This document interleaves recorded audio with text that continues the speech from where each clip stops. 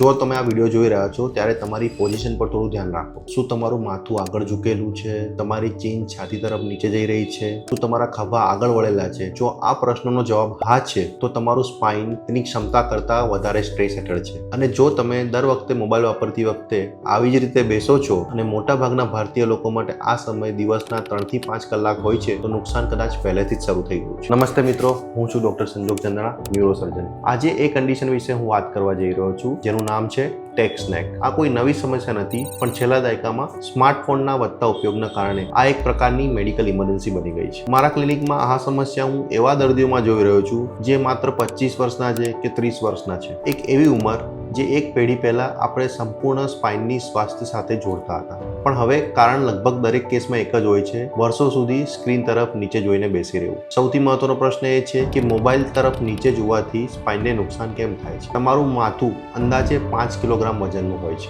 જ્યારે તમારું માથું ખભા ઉપર સંતુલિત સ્થિતિમાં હોય છે ત્યારે તમારી સર્વાઇકલ સ્પાઇન આ વજનને સરળતાથી સહન કરી શકે છે, પણ જેમ જેમ તમારું માથું આગળ ઝૂકે છે તેમ તેમ તમારી સ્પાઇન પર આવતો અસરકારક વજન વધી જાય છે। માત્ર 2.5 સેન્ટીમીટર આગળ ઝૂકવાથી 12 કિલોગ્રામનો ભાર થાય છે, 5 સેન્ટીમીટર ઉપર 18 કિલોગ્રામનું વજન થાય છે અને 7.5 સેન્ટીમીટર પર લગભગ 27 કિલોગ્રામનું વજન આવે છે। એનો અર્થ એ છે કે સામાન્ય વજનથી લગભગ 5 ગણો વધારે ભાર આવે છે। હવે કલ્પના કરો, જો આટલો જ ભાર તમે રોજ 3 થી 5 કલાક સુધી સહન કરો અને વર્ષો સુધી આવું ચાલે તો?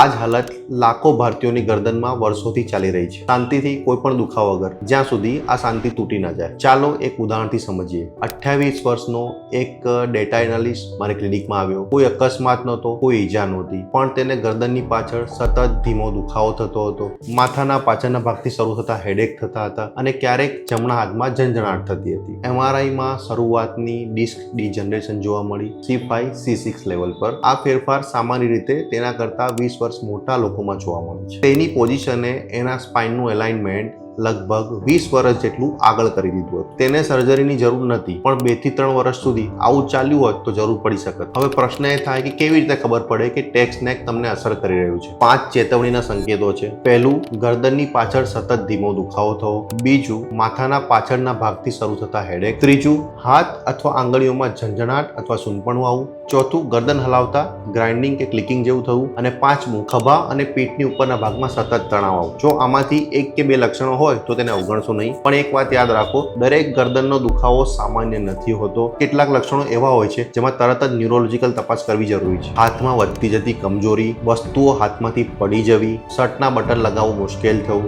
ગરદનના દુખાવા સાથે મૂત્ર અથવા પેખાના પર કંટ્રોલ ઓછો થવો, ગરદન હલાવતી વખતે વીજના કરંટ જેવા ઝાટકા સાથે દુખાવો ફેલાય। આ લક્ષણો હોય તો રાહ ન જુઓ। હવે પ્રશ્ન એ થાય કે આજથી તમે શું કરી શકો છો? 3 પગલાં લેવા જોઈએ। મોબાઈલને આંખના લેવલ પર લાવો, દર 20 મિનિટે બ્રેક લો અને ગરદનના મસલને મજબૂત બનાવો। ચીન ટક એક્સરસાઇઝ કરો। આ પગલાં તરત ચમત્કાર નહીં કરે, પણ પ્રોગ્રેશન અટકાવી શકે છે અને 3 થી 6 મહિનામાં સુધારો લાવી શકે છે। સારાંશ રૂપે, મોબાઈલ ખતરનાક નથી, પણ ખોટી પોઝિશન છે। નુકસાન શાંતિથી વધે છે અને દુખાવો આવે ત્યારે મોડું થઈ ચૂક્યું હોય છે। તમને બચાવશે 3 બાબતો: સાચી પોઝિશન, નિયમિત બ્રેક અને મજબૂત મસલ્સ। અને જો લક્ષણો ગંભીર હોય તો તરત જ નિષ્ણાતને મળવું જોઈએ। રાહ ના જુઓ, કારણ કે સમયસર મળેલી માહિતી જીવન બચાવી શકે છે। જો તમને આ વિડીયો ઉપયોગી લાગ્યો હોય તો લાઈક કરો, શેર કરો અને ચેનલને સબસ્ક્રાઇબ કરો, કારણ કે સમયસર મળેલી માહિતી જીવનને બચાવી શકે છે।